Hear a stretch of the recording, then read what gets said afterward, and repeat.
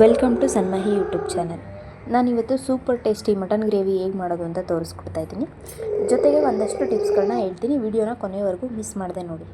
ನಾನಿಲ್ಲಿ 3/4 kg mutton, 2ರಿಂದ 3 medium size ಈರುಳ್ಳಿ, 3ರಿಂದ 4 ಹಸಿಮೆಣಸಿನ್ಕಾಯಿ, ಇನ್ನು ರುಬ್ಬೋದಕ್ಕೆ ಚಕ್ಕೆ 1 ಇಂಚು, ಲವಂಗ 3ರಿಂದ 4, ಮೆಣಸು 4ರಿಂದ 5, ಕಾಯಿ ಸ್ವಲ್ಪ, ಟೊಮೊಟೊ 1, ಪುದೀನ, ಕೊತ್ತಂಬರಿ ಸ್ವಲ್ಪ, ಶುಂಠಿ 1 ಇಂಚು, ಎರಡು ಗಡ್ಡೆ ಬೆಳ್ಳುಳ್ಳಿ, ಉಪ್ಪು, ಎಣ್ಣೆ, ಖಾರದ ಪುಡಿ, ಧನಿಯಾ ಪೌಡರು, ಮಟನ್ ಮಸಾಲ 1 ಸ್ಪೂನ್ ತೊಗೊಂಡಿದ್ದೀನಿ.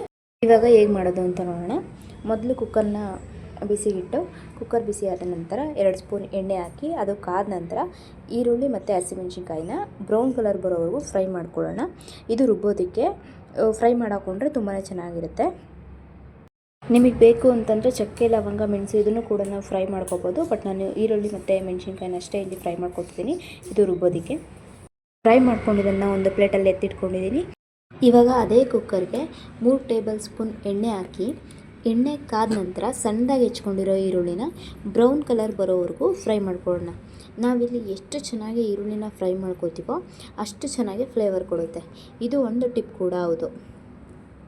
ಈರುಳ್ಳಿ ಬ್ರೌನ್ ಕಲರ್ ಬಂದಾದಮೇಲೆ ಇದಕ್ಕೆ ಮಟನ್ನ ಚೆನ್ನಾಗಿ ತೊಳ್ಕೊಂಡು ಒಂಚೂರು ನೀರು ಇಲ್ಲದೆ ಇರೋ ಥರ ಆಗಿ ಸೋಸಿ ಕುಕ್ಕರಲ್ಲಿ ಹಾಕಿ 2ರಿಂದ 3 ನಿಮಿಷ ಚೆನ್ನಾಗಿ ಎಣ್ಣೆಲಿ ಬಾಡಿಸ್ಕೋಬೇಕು. ನಾವು ಎಷ್ಟು ಚೆನ್ನಾಗಿ ಎಣ್ಣೆಲಿ ಬಾಡಿಸ್ತೀವೋ ಅಷ್ಟು ಚೆನ್ನಾಗಾಗುತ್ತೆ ಟೇಸ್ಟ್. 3 ನಿಮಿಷ ಆದಮೇಲೆ ರುಚಿಗೆ ತಕ್ಕಷ್ಟು ಉಪ್ಪು ಹಾಕಿ ಮಿಕ್ಸ್ ಮಾಡ್ಕೊಳ್ಳಿ. 3-4 ನಿಮಿಷ ಮಟನ್ನ ಚೆನ್ನಾಗೆ ಮಿಕ್ಸ್ ಮಾಡ್ಕೊಳ್ಳಿ. ಯಾಕಂತಂದರೆ ಮಟನ್ನು ಸಾಫ್ಟ್ ಆಗೋದು ಈ ಉಪ್ಪಿಂದನೇ. ಉಪ್ಪಲ್ಲಿ ಹಾಕಿ ಎಷ್ಟು ಮಿಕ್ಸ್ ಮಾಡ್ಕೊತೀರೋ ಎಷ್ಟು ಸಾಫ್ಟ್ ಅದು ಅಷ್ಟೇ ಚೆನ್ನಾಗಿ ಸಾಫ್ಟ್ ಆಗುತ್ತೆ. ನಂತರ ಇದಕ್ಕೆ ಪುದೀನ ಮತ್ತು ಕೊತ್ತಂಬರಿನ ಸಣ್ಣದಾಗಿ ಕಟ್ ಮಾಡಿ, ಜೊತೆಗೆ 1 ಟೇಬಲ್ ಸ್ಪೂನ್ ಅರಿಶಿನ ಹಾಕಿ ಮಿಕ್ಸ್ ಮಾಡ್ಕೊಳ್ಳಿ. 10-15 ನಿಮಿಷ ಮಿಕ್ಸ್ ಮಾಡಿಕೊಂಡು ಹಂಗೆ ಮಟನ್ನ ನೀರು ಬಿಡ್ಕೊಳ್ಳೋಕ್ಕೆ ಬಿಡಬೇಕು. ಮಿಕ್ಸ್ ಮಾಡಿ ಮಟನ್ ನೀರು ಬಿಡ್ಕೊಳ್ಳೋ ಅಷ್ಟರೊಳಗೆ ನಾವು ಒಂದು ಮಸಾಲೆನ ರುಬ್ಕೋಬೇಕು. ಅದನ್ನು ರುಬ್ಕೊಂಡ್ಬಿಡೋಣ. ಮಸಾಲೆನ ರುಬ್ಕೊಳ್ಳೋಕ್ಕೆ ಒಂದು ಮಿಕ್ಸಿ ಜಾರ್ಗೆ ಕಾಯಿ ತುರಿ, ಚಕ್ಕೆ, ಲವಂಗ, 1 ಟೊಮೊಟೊ, ಕೊತ್ತಂಬರಿ, ಪುದೀನ ಸ್ವಲ್ಪ, ಶುಂಠಿ, ಬೆಳ್ಳುಳ್ಳಿ ಎಷ್ಟು ಸಾಧ್ಯನೋ ಅಷ್ಟು ಜಾಸ್ತಿನೇ ಹಾಕ್ಕೊಳ್ಳಿ. ಧನಿಯಾ ಪುಡಿ 2 ಸ್ಪೂನು, ಖಾರದ ಪುಡಿ 1 ಸ್ಪೂನು, ಮತ್ತು ನಾವು ಫ್ರೈ ಮಾಡಿ ಎತ್ತಿಟ್ಕೊಂಡಿದ್ದಂಥ ಈರುಳ್ಳಿ ಮತ್ತು ಹಸಿಮೆಣಸಿನ್ಕಾಯಿ ಸ್ವಲ್ಪ ನೀರು ಹಾಕಿ ಸಣ್ಣಗೆ ನುಣ್ಣಗೆ ರುಬ್ಕೊಳ್ಳೋಣ. ಇಷ್ಟರಲ್ಲಿ ಮಟನ್ನು ನೀರನ್ನ ಚೆನ್ನಾಗಿ ಬಿಟ್ಕೊಂಡಿರುತ್ತೆ. ಅದಕ್ಕೆ ಈ ರುಬ್ಬಿರೋವಂಥ ಮಸಾಲೆನ ಹಾಕಿ ಮಿಕ್ಸ್ ಮಾಡ್ಕೊಳ್ಳೋಣ. ಒಂದು ಕುದಿ ಬರೆಸ್ಕೋಬೇಕು ಇದು ಮಿಕ್ಸ್ ಮಾಡಿಕೊಂಡು, ಯಾಕಂದರೆ ಮಸಾಲೆ ಎಲ್ಲ ಮಟನ್ಗೆ ಚೆನ್ನಾಗಿ ಹಿಡ್ಕೊಳ್ಳುತ್ತೆ. ಅದಾದಮೇಲೆ ಕುದಿ ಬಂದ ನಂತರ 1 ಟೇಬಲ್ ಸ್ಪೂನು ಮಟನ್ ಮಸಾಲಾನ ಹಾಕ್ಕೊಂಡು ಚೆನ್ನಾಗಿ ಮಿಕ್ಸ್ ಮಾಡ್ಕೊಳ್ಳೋಣ.